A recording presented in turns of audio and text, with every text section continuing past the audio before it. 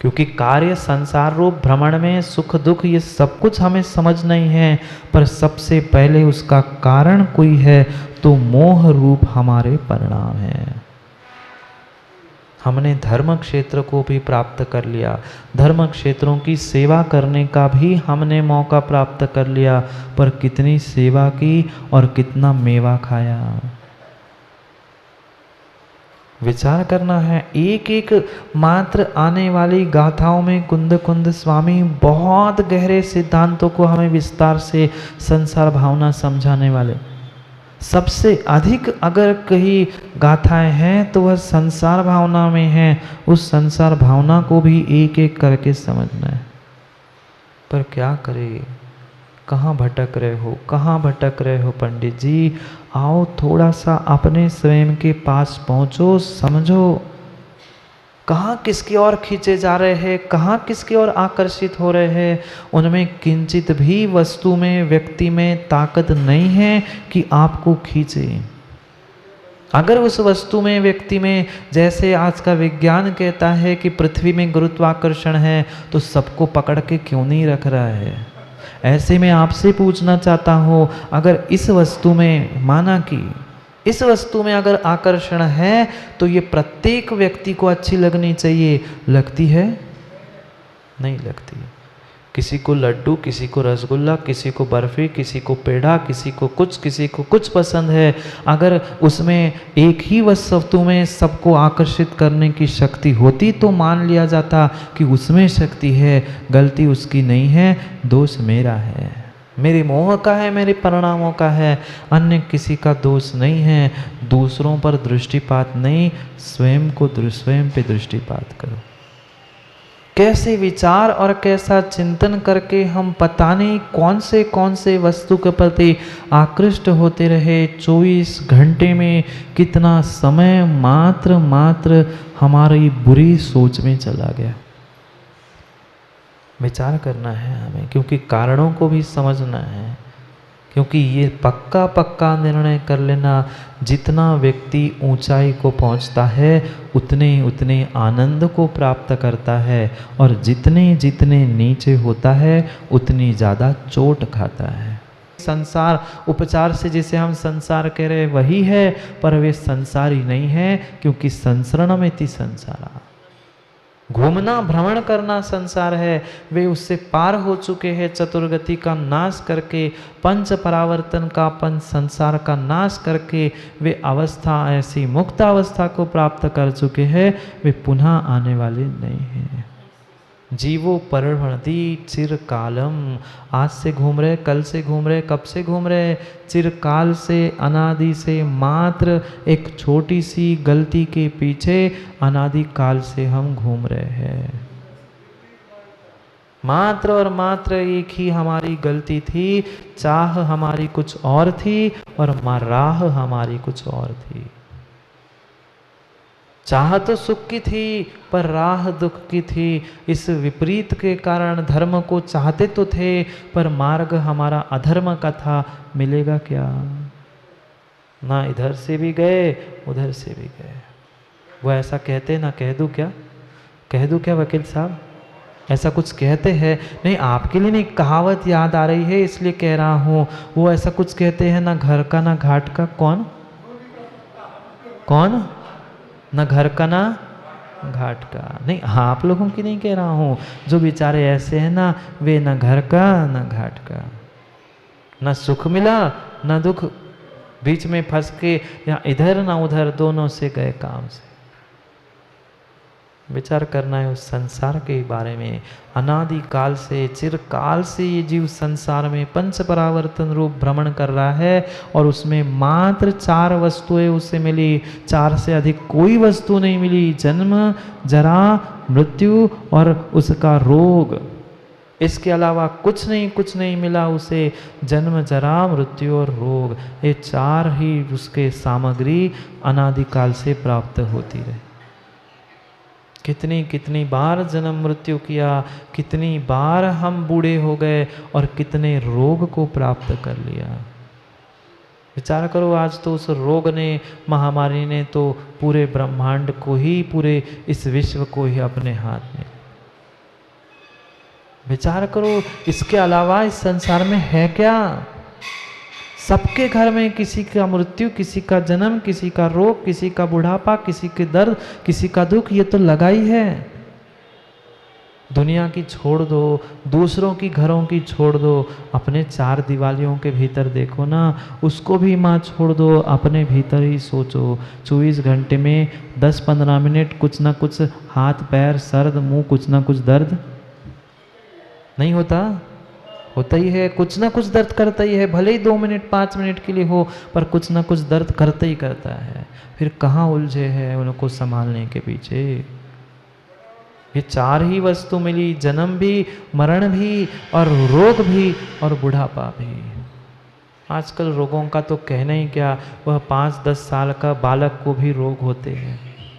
हाँ, पहले एक सीमा थी कि भाई 40-50 के बाद वह बीमार पड़ते थे, अब तो पता नहीं, वह तो छोटे छोटे बालकों से लेके अभी जन्म नहीं हुआ, अस्पताल से घर नहीं आया है, तब तक रख दिया वो कांच पे के पेटी में। क्या है?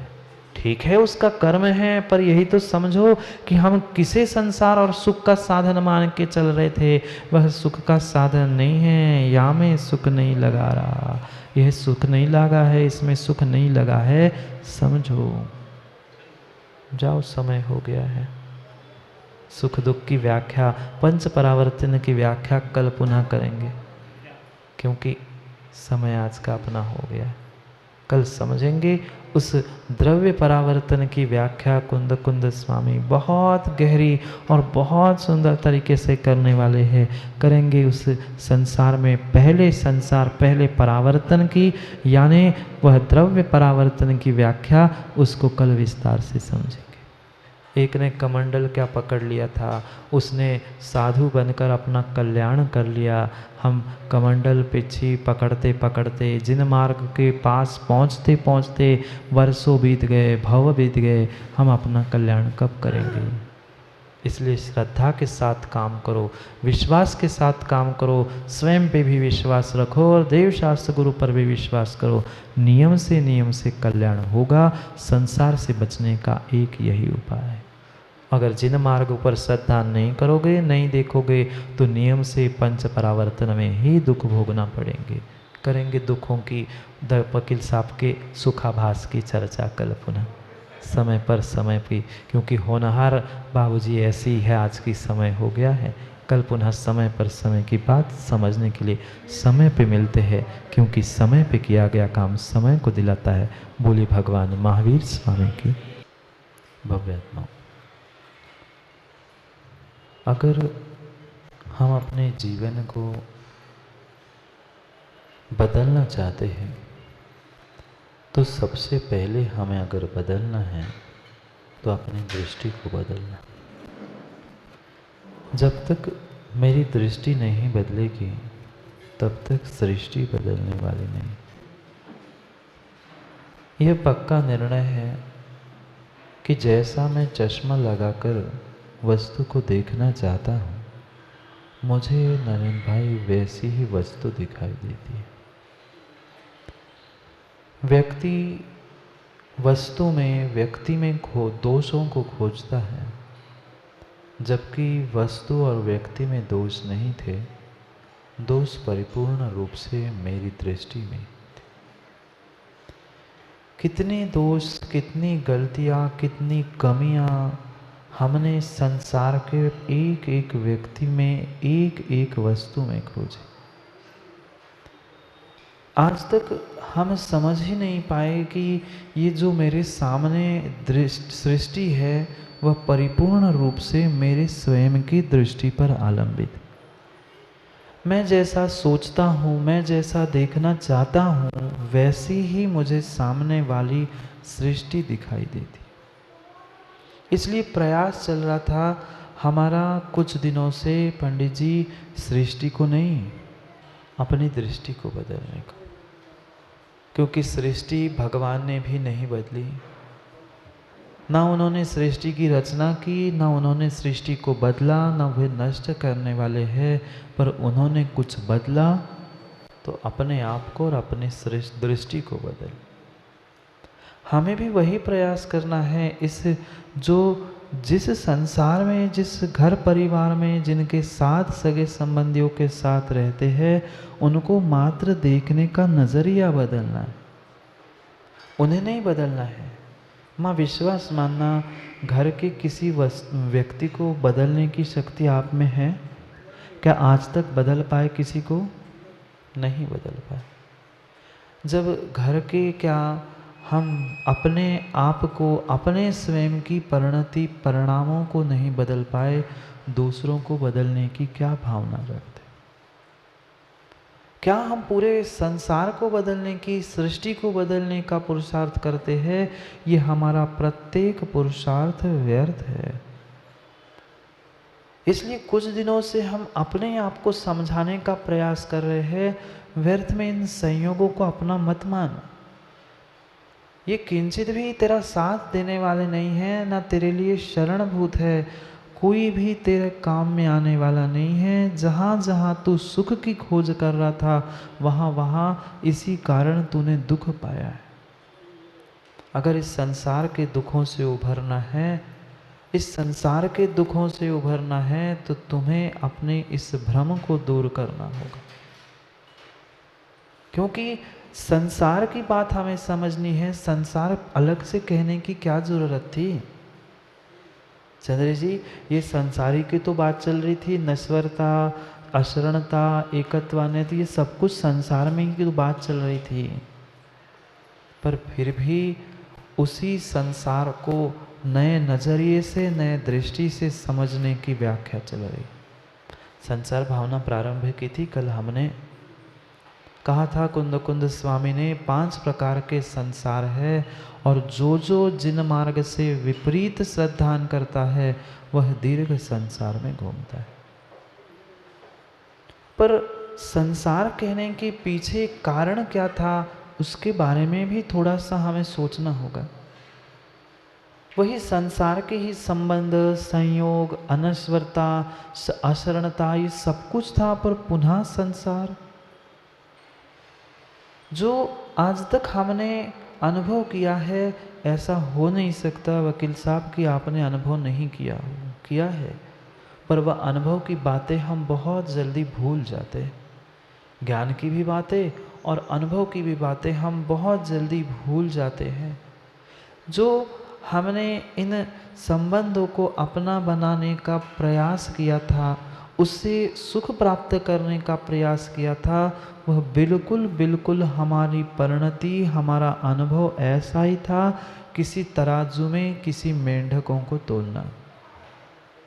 नरेंद्र भैया दुकान में कुछ तोलते हैं, जो तुलने के लिए एक परडे में सामग्री रखनी पड़ती है और दूसरे परडे में वजन बांट रखा जाता है।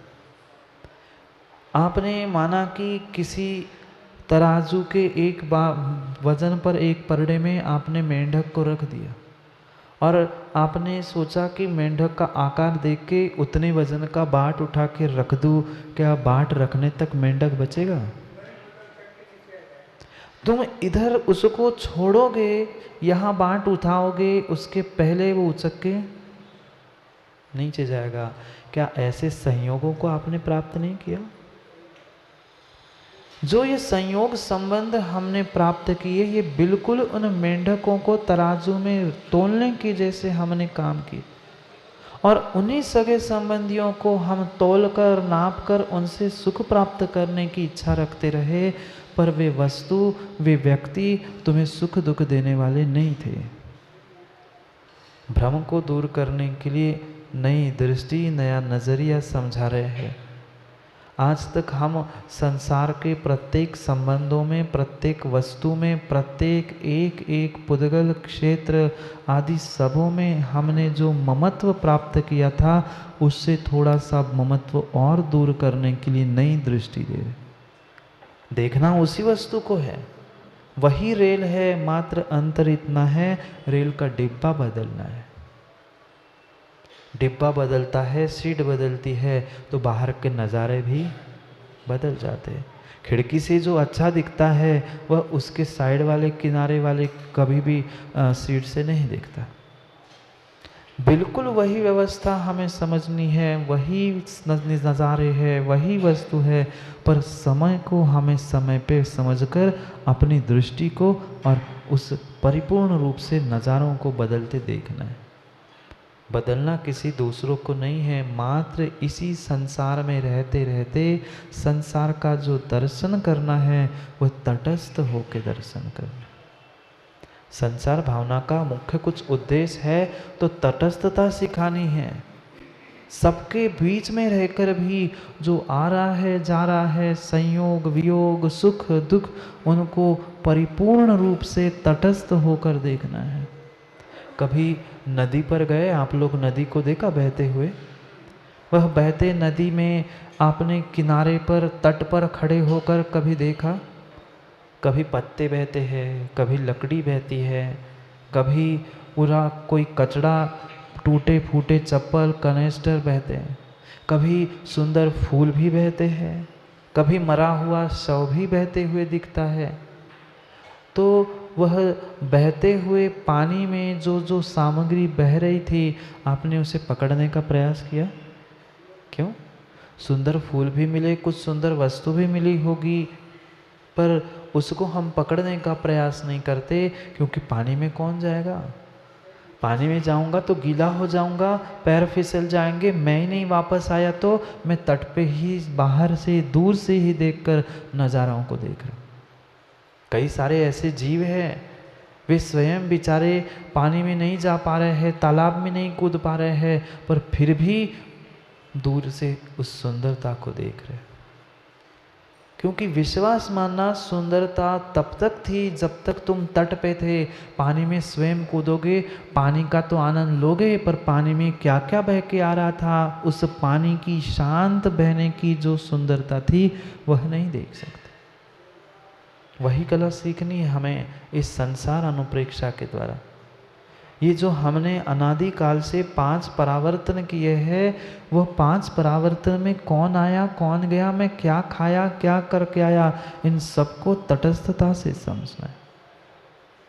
क्योंकि जो हम आज तक सुखों का भ्रम पाल के रखे थे, संयोगों को अपना मान के रखे थे, जैसे उस मेंढकों को तराजू में टोकनी में रखने का हम प्रयास कर रहे थे, माँ सुबह से शाम तक यही तो नहीं किया?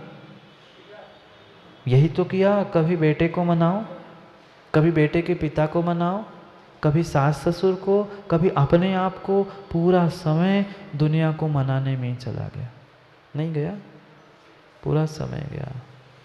कभी इस ग्राहक को, कभी उस पार्टी को, कभी इसको, कभी उसको, मात्र पूरा समय हमारा दूसरों को समझाने में और मनाने में गया। कौन माना आज तक? कोई माना वकील साहब? नहीं माना। कोई किसी की नहीं मानता, पर फिर भी हम भ्रम में हैं कि थोड़ी सी मेरी तो बात मान ले। क्यों हम व्यर्थ में प्रयास कर रहे हैं मेंढकों को तोलने का? मेंढक तोलने वाले नहीं हैं, मेंढक ना एक टोकनी में रहने वाले हैं। एक उचका कि दूसरे को पकड़ हुए तब तक पहला उचकता है। घर में भी तो ऐसे ही होता है ना माँ। एक को समझाओ जैसे तैसे, 2 घंटे मेहनत करके बच्चे को समझाया, तो उसको समझाने के चक्कर में बच्चे बेटे के पिता नाराज हो गए, अब उन्हें समझाओ।